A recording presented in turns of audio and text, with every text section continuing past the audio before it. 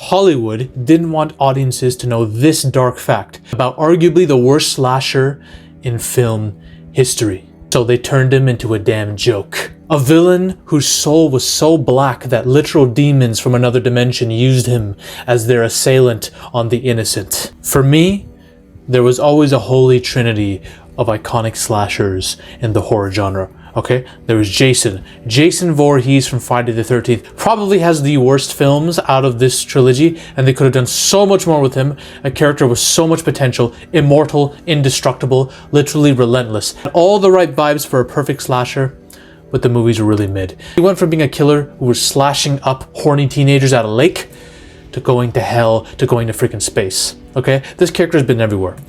You got Michael Myers, soulless, vacant in the eyes, no expression, just has a mask and is unrelenting, probably the most unrelenting force in the slasher genre I've ever seen. He will not stop at any cost. Only issue is they turned him into a goddamn joke too towards the end of his run in that last franchise. That last movie was so shit. Oh my god. And then you have Freddy Krueger. In my opinion, had the potential to be the scariest of all three. This dude's a literal freaking child killer. Not to say that the other two haven't killed kids or anything like that in a single installment, I don't know. But Freddy Krueger canonically is a serial child killer who became a dream demon, alright? Then over time, actually not even over time, pretty quickly, he turned into a comedy.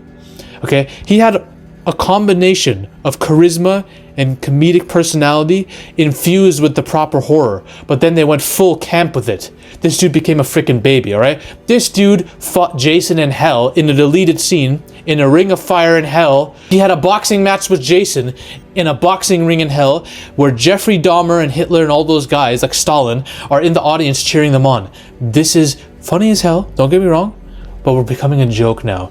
Freddy is taking women, turning them into like a cocaine pebble-sized being, and then snorting them through his nose. I approve. But that we're removing all aspect of horror now from this franchise, okay? And yes, a part of it is Robert Englund. His personality is in tune with comedy, okay? So you have to add comedic elements in there. I get it completely. But Hollywood ran from the truth about Freddy Krueger, okay? I understand why. Don't get me wrong, this is really fucking dark and uncomfortable, but we need to come to terms with it because it's been highly suggested in the movies, and the remake actually freaking just leans into it, okay? The origin of Freddy Krueger is way beyond any of this shit. And it's not like they don't show his origin.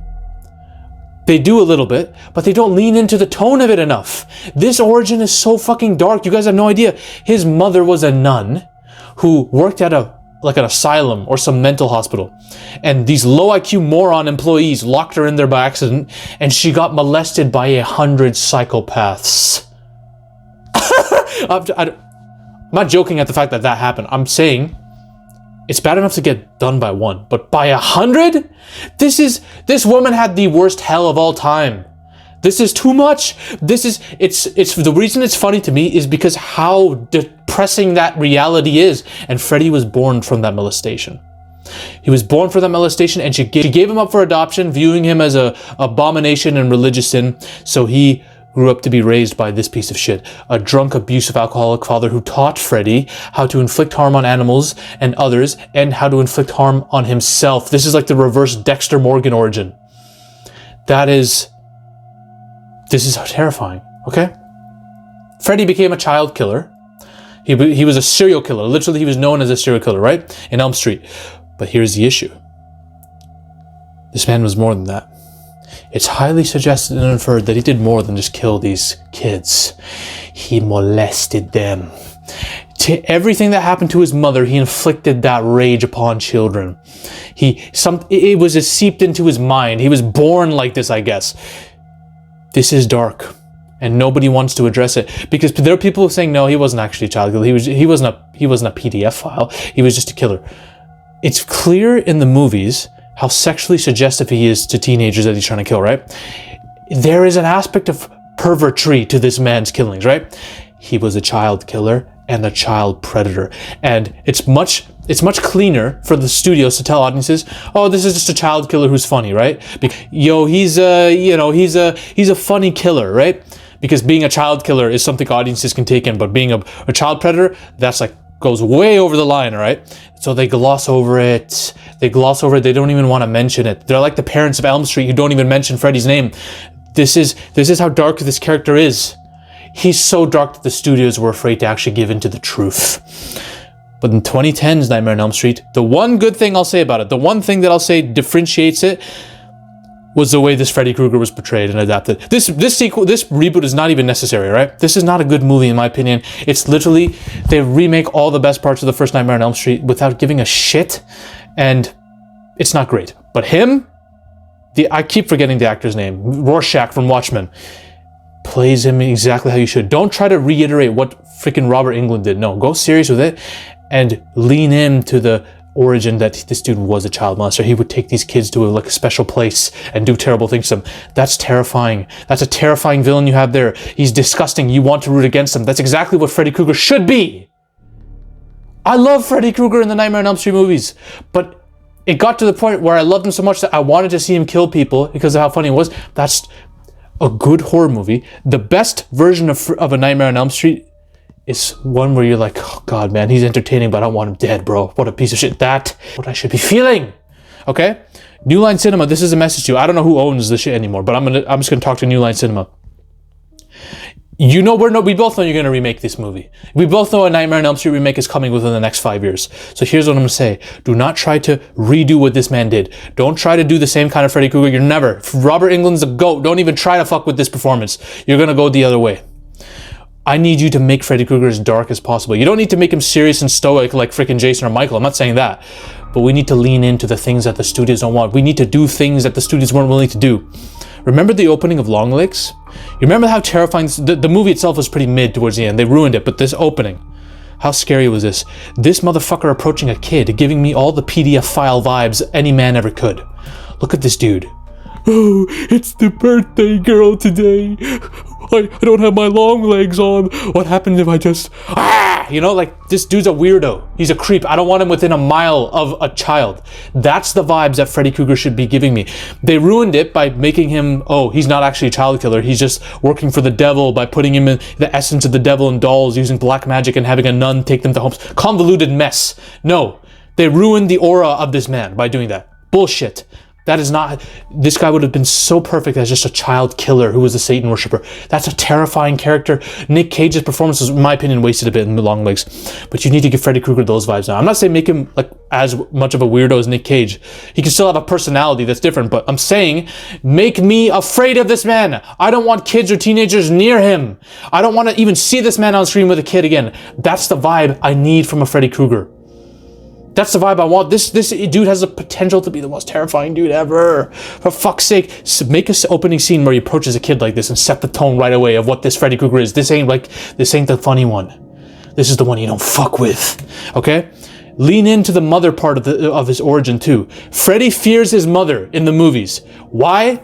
Look at this quote. His soul, after he got defeated, found his mother's essence in the dream world and used her to give birth to him again in the dream world. That's how fucked up their relationship is.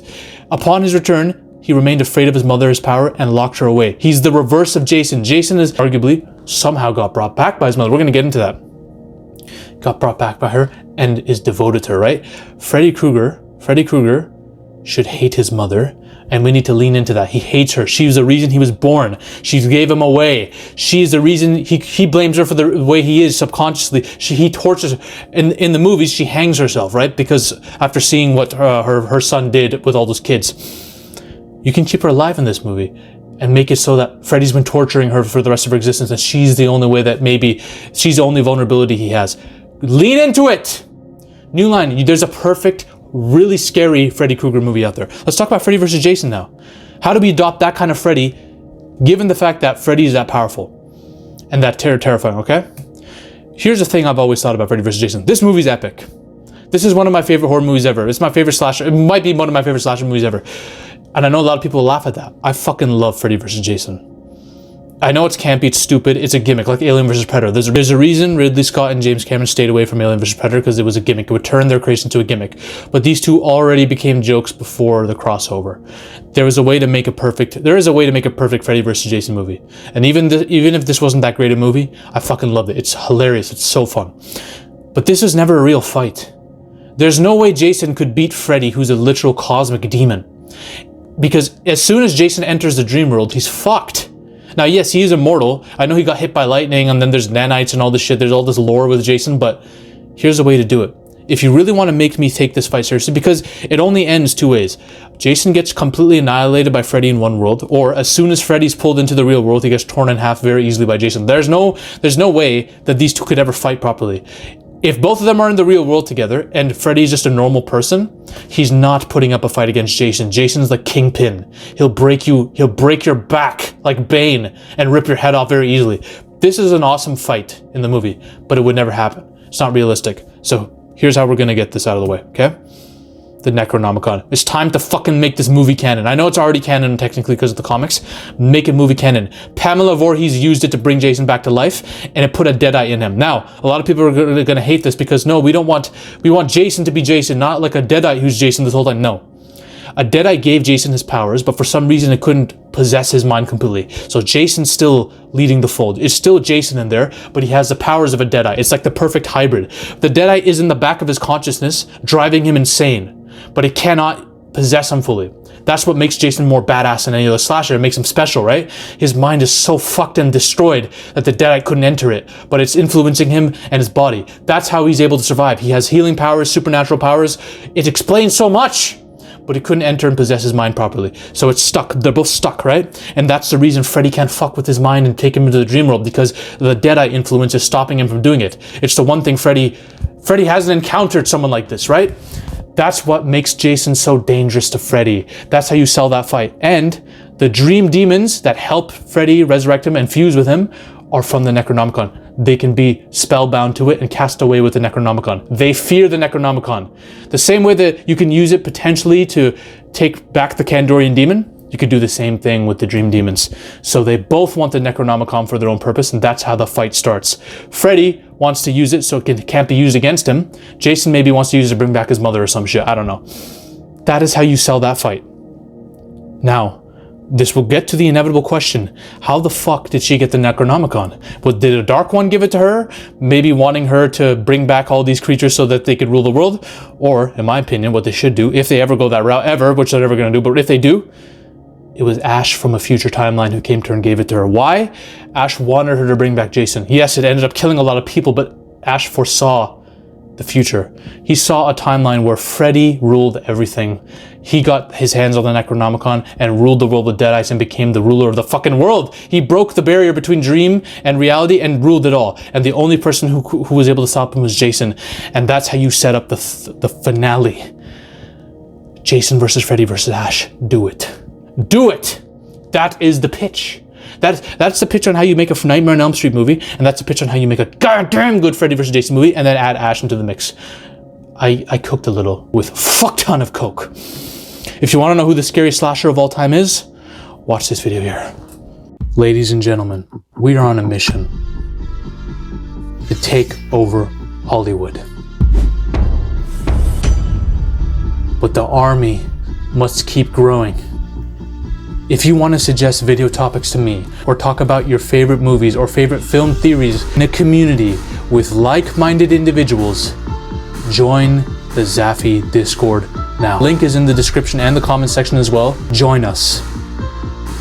This movement is just beginning.